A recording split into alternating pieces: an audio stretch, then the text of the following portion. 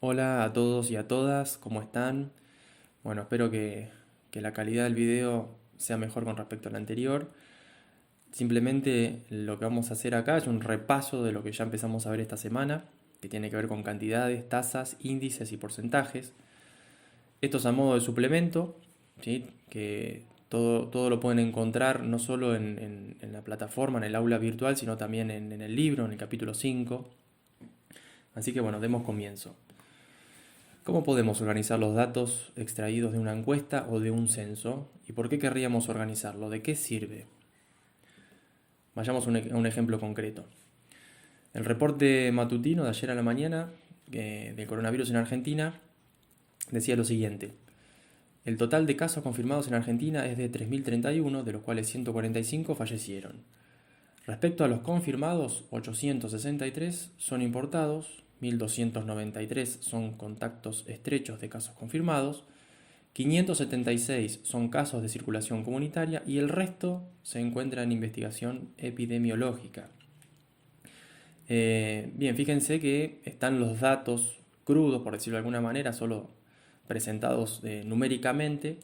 Yo lo que hice acá fue un poco de trampa, eso lo tengo que admitir, porque la nota original estaba presentada de esta manera. El texto es idénticamente el mismo, pero al lado de los valores numéricos están representados también los porcentajes con respecto al total, ¿sí? Entonces, fíjense que es otra manera de representar la información.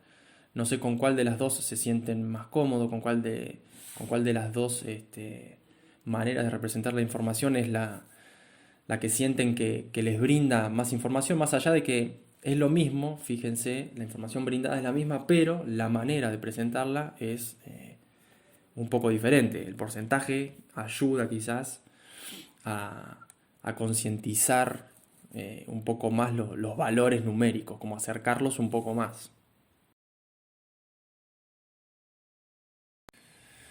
Bueno, anotando los datos, ¿sí? Esos valores numéricos que nos da la nota, que no son otra cosa que cantidades, ¿sí? Ya la nota nos ofrece esas cantidades numéricas. Definamos o veamos qué es la razón.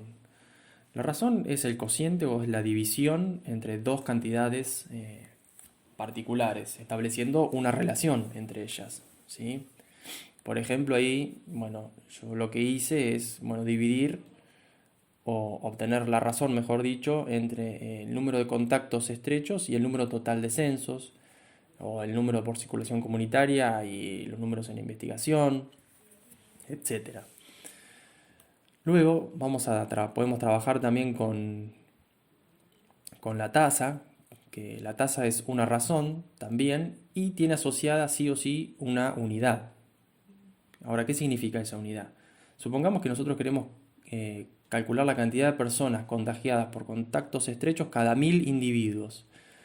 Ese cada 1.000 individuos, el 1.000 vendría a ser la unidad de la tasa que nosotros queremos calcular. ¿Y cómo la calculamos? Bueno, si nosotros sabemos que cada 3.031 infectados hay 1.293 que son por contactos estrechos, entonces 1.000 infectados, ¿sí? ¿A qué valor de contactos estrechos correspondería? Esa regla de 3 simple lo que nos da es ese resultado que aparece acá, ¿sí? Donde fíjense, nos aparece la razón, ¿sí? Algo que nosotros podríamos haber calculado ya previamente, y también, bueno, la unidad. Entonces, lo que obtenemos con este razonamiento es que cada 1.000 infectados por coronavirus 427 son por contactos estrechos. Bien, el porcentaje es una tasa también, pero con unidad 100. Acá a modo de ejemplo, calculo cuál es el porcentaje, ¿sí? Con respecto al total de infectados que fallece. Y en este caso es alrededor del 5%. Eh, Ahora, ¿cómo hacemos para determinar, por ejemplo, el porcentaje de personas en estado de investigación epidemiológica respecto al total de infectados? Eh, Eso se los dejo como tarea. Otra manera de representar las cantidades que aparecen en una nota o en un censo en un estudio, digamos, es maneras gráficas, ¿sí?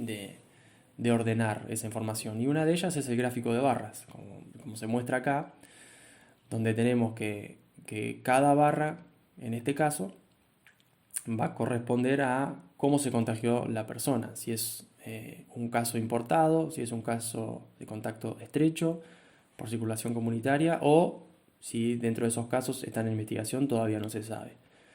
Todos esos datos estarían ubicados en el eje X, si se quiere, de este diagrama, mientras que en el eje Y y en el eje vertical vamos a tener el número de personas infectadas en cada situación, ¿sí? La cantidad de personas.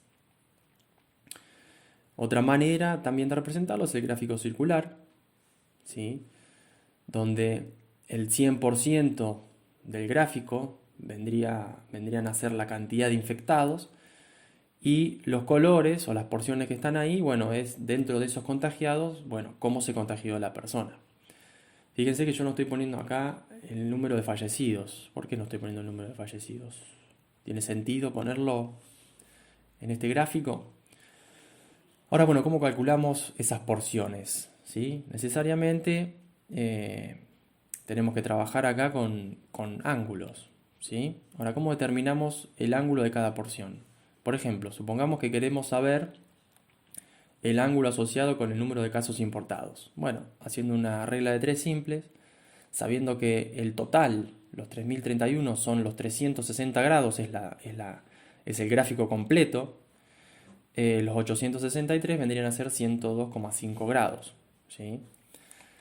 Ahora, no sé si se acuerdan cómo medir, pero para eso tendríamos que hacer uso de un transportador y poner una línea de referencia a partir de la cual empezar a medir. Colocando el transportador y midiendo en sentido antihorario, lo que determinamos es ese valor del ángulo, ¿sí? 102, bueno, 0,5 grados serían. Esa sería la porción asociada con el número de casos importados.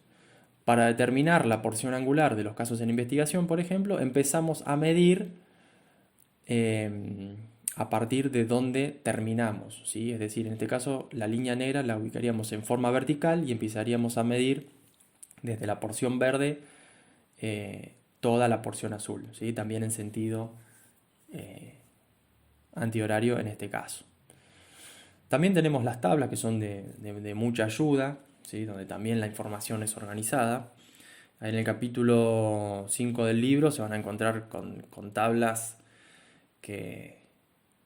bueno, que tienen mucha información.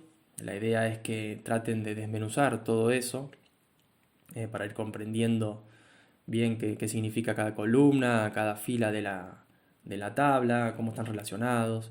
En este caso, bueno, es una tabla muy simple de dos columnas, donde en la primera columna tengo el tipo de infección y la segunda con la cantidad de personas. Y abajo, bueno, resalté como una fila independiente donde estaría el total de casos. Bien, y a modo de cierre, plantear algunas preguntas. ¿Sirve de algo ordenar la información de alguna manera?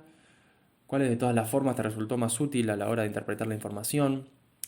¿Ves este tipo de cosas o similares en la calle que te ayuden a interpretar lo que estás viendo? ¿Y en tu casa? ¿Hasta dónde llega la matemática? Cuando pregunto en tu casa, lo que primero se me viene a la mente es una pizza, obviamente. Pero bueno, fíjense en qué otros momentos ustedes pueden ver estas cosas, ¿no? Que estamos viendo acá, que por ahí parecen ajenas, pero que en verdad las estamos viendo en muchos lugares, por ahí sin darnos cuenta. A mí se me ocurrió, por ejemplo, a partir de una nota que vi sobre la contaminación lumínica, es eh, analizar qué porcentaje de la luz es bloqueada por los diferentes diseños de lumínicas públicas, ¿sí?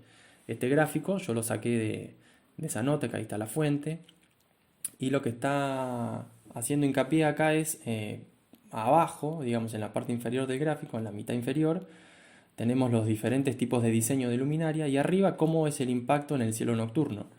Fíjense que el primer diseño tiene un impacto tremendo, mientras que el último diseño tiene un impacto mucho menor, digamos. Las cantidades de estrellas que podríamos ver sería mucho mayor.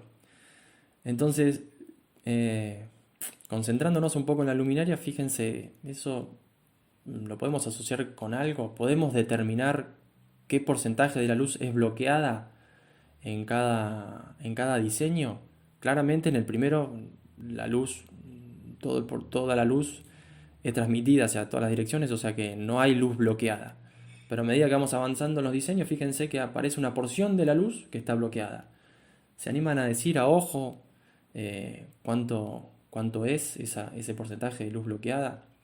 Las luminarias que están, por ejemplo, en su barrio, eh, tienen algún diseño particular a este. ¿Se atreverían a decir qué porcentaje de la luz se bloquea? Así que bueno, eso son cosas como para ir también jugando con la matemática. Así que bueno, que quédense en casa y estamos en contacto.